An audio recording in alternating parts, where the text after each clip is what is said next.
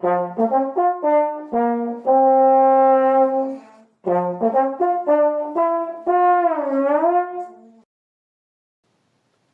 à tous et à toutes, bienvenue sur Trombone Passion, la chaîne qui adore le trombone et qui vous met des petites vidéos pour s'amuser tous ensemble. Alors, je n'ai pas remis ce fabuleux t-shirt que vous avez vu dans la vidéo précédente, mais c'est pas grave, on va jouer quand même. Alors, on y va, on est toujours dans la méthode de Johnny. Là, on va attaquer la langue. Donc, langue 1.1, langue 1.2 et langue en mouvement. Alors, ce qu'il faut expliquer sur la langue. Au tout début, on a des valeurs lentes. Pour les tout premiers niveaux, c'est pour essayer juste de sentir ti, ti, ti, ti, ti. Arrêtez, la langue, elle est comme ça. Vous avez votre palais, le palais, les dents, elle va taper là, sur la bosse du palais, et elle va faire ti, ti, ti, ti, ti. Voilà. Ça, c'est pour les niveaux tout débutants, première année, etc. À partir de la troisième année, on va essayer quand même d'avoir un son beaucoup plus rond, beaucoup plus large, c'est-à-dire de faire d'avoir cette résonance. Pour ça, souvent, on vous dit de penser tin, tin, tin. T-I-N ou tan ou ton, ce que vous voulez. Le problème du N, c'est que quand vous le dites, c'est une syllabe qui fait ouvrir, qui chante par le nez. C'est-à-dire que le palais mou, hop, s'ouvre. Tin, l'air il sort par le nez. Et donc ce n'est pas ce qui se produit au trombone. Si on faisait ça, le N, forcément, ça enlèverait le son. Vu que l'air sort par le nez, vous avez compris.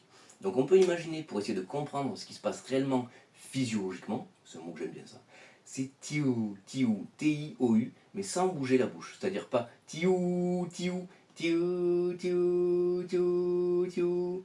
Comme ça, le son il continue à sortir. Il y a la langue qui est mise, tiou, tiou, et ça recule un tout petit peu le milieu de la langue qui permet ce côté un peu cathédral, le tiou, la différence entre là je suis plat, ti, ti, ti.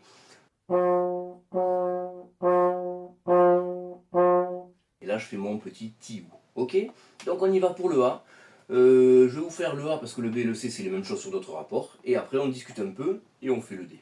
On y va, le A. 3 et...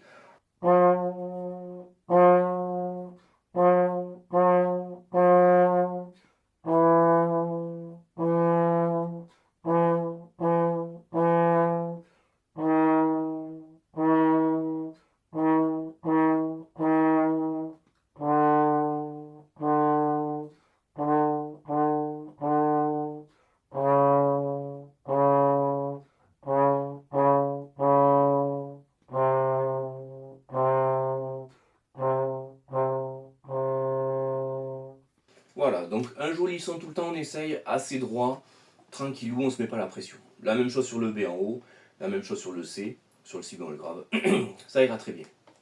On passe au D, petite accélération de la langue. Donc là, attention, il faut imaginer un ballon de basket. On ne fait pas ti ti ti ti ti, non. Et c'est là où le ou que vous mettez après le ti est important, parce qu'il permet de ramollir la langue. Faites tiou tiou tiou tiou tiou. Vous voyez, vous avez la langue qui fait tiou tiou tiou. Et ce petit mouvement de vague là, c'est ça qui est important. Sinon, elle reste ici, dure, votre langue est ti ti ti ti ti ti ti. Et c'est là que quand vous allez vite, ça bloque le son, ça ne veut plus sortir. Si la langue est raide, tout le reste soit raide. Donc on essaye lentement.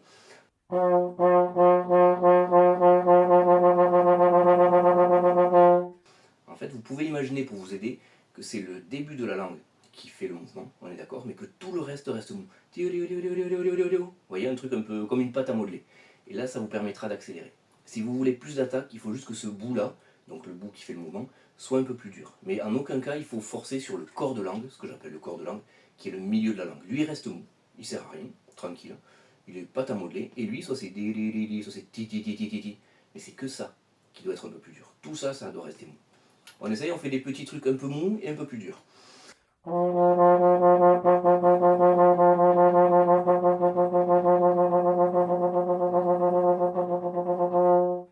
vous voyez, on sent quand même la différence au niveau de la langue. Et une fois qu'on est prêt, on est parti pour ça. 3, le D, pardon. 3, et...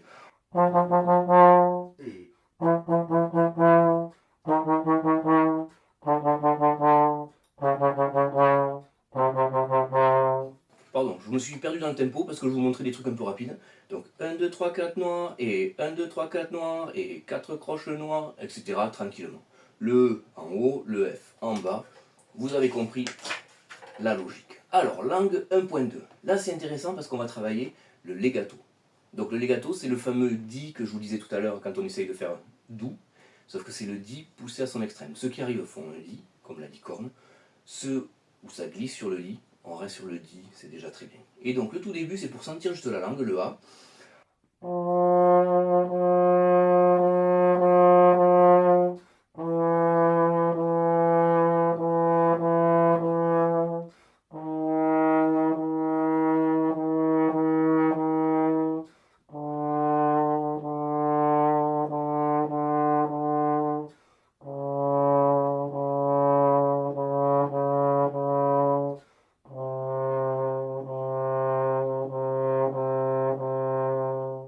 On essaye d'avoir le plus joli son possible, le soutien aide beaucoup.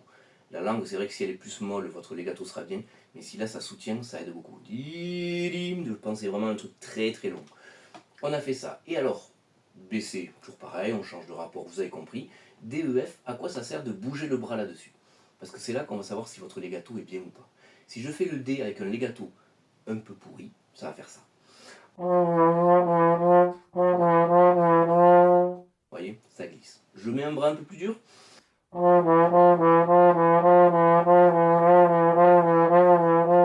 Ça aide un peu, mais pas complètement. Donc ce qu'il faut, c'est vraiment une langue jolie. Qu'elle fasse un joli di, mais qu'elle tape sur chaque note. Di, di, di, di, di. Il faut tout prononcer dans la musique. C'est exactement quand vous parlez, il faut prononcer chaque mot. Et si vous faites du théâtre, il faut prononcer encore plus. Et bien là, quand je vois ça, je me pense di, di, di, di, di, di, di, di, di, di. Et la beauté du legato se fera par le soutien et par cette langue qui petit à petit va être de plus en plus légère. Mais si on ne la met pas, on loupe une étape. On joue sur le ti bien détaché, et c'est le ti qui, en se ramollissant, vous donnera le legato. C'est pas on part de rien, on fait un petit lit et petit à petit ça va marcher.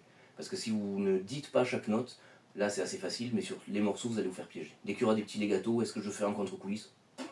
Legato, di di di di di. Voilà, et c'est fini. On tente le D du coup? Allez, 3 et.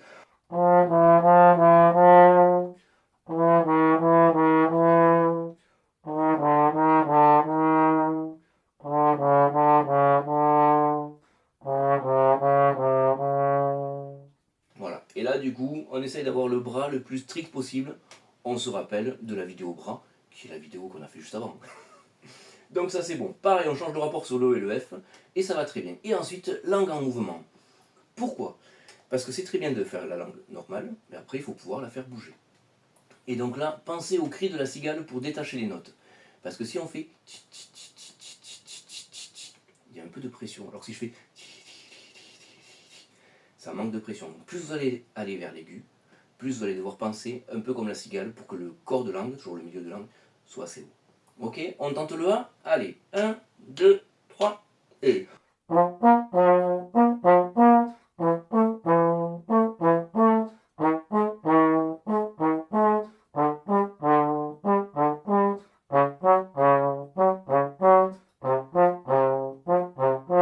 Petite double barre, et on fait l'inverse.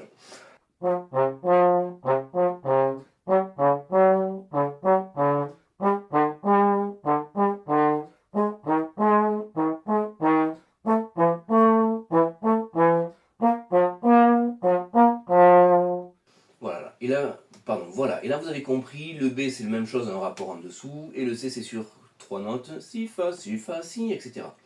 Cette chose-là, on peut la travailler de deux façons différentes. Surtout le C parce qu'il y a plus de notes. Donc on parle du C pour travailler ça. On peut le faire comme ça, c'est-à-dire à vitesse réelle, on a des bonnes sensations, tout va bien. On peut essayer encore une fois de travailler la proprioception, la sensation interne au corps. Et quand on fait le C, on va faire chaque note très lentement pour voir que la langue elle vient se loger toujours au même endroit. Donc ça va faire.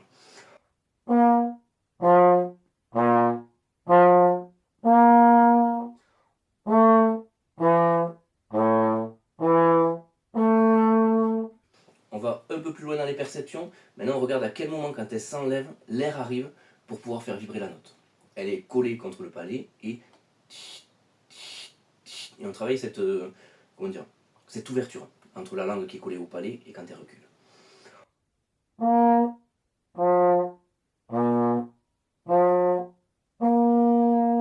Elle descend un peu, mais elle recule quand même légèrement. Vous voyez? Parce que si elle recule pas, si elle fait que descendre,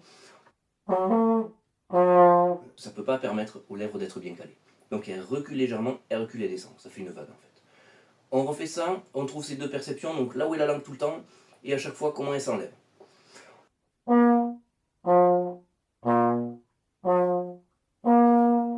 Si là vous avez un bon balancier, si vous avez bien travaillé les souplesses et tout ça, normalement il ne peut pas y avoir de brin. C'est-à-dire de Tarzan comme j'appelle.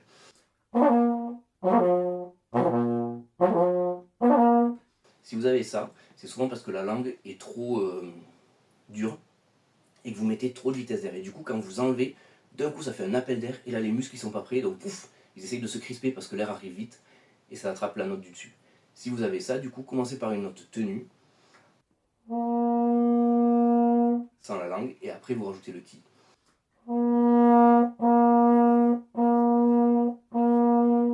Mais en fait, la valeur de l'attaque, c'est pas tant la dureté de la langue, c'est le temps qu'elle met à rester bien collée et à s'enlever. Ti, ti, ti, et pas ti, ti. Vous voyez, c'est vraiment penser quand on l'enlève, exactement comme la baguette de la batterie, c'est quand on l'enlève que le son vient. Si on fait comme ça, ça fait clic, sting, sting, vous voyez, et là c'est pareil. Donc on se fait une fois le petit C quand même pour finir ce magnifique résumé sur la langue. Allez, 3 et...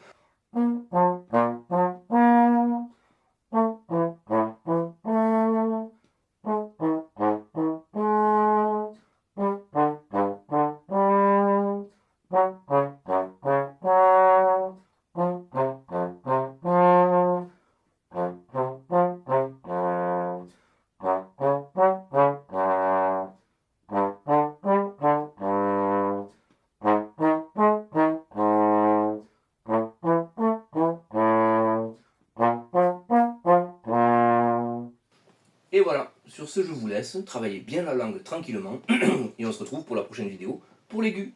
Allez, ciao, bonne journée.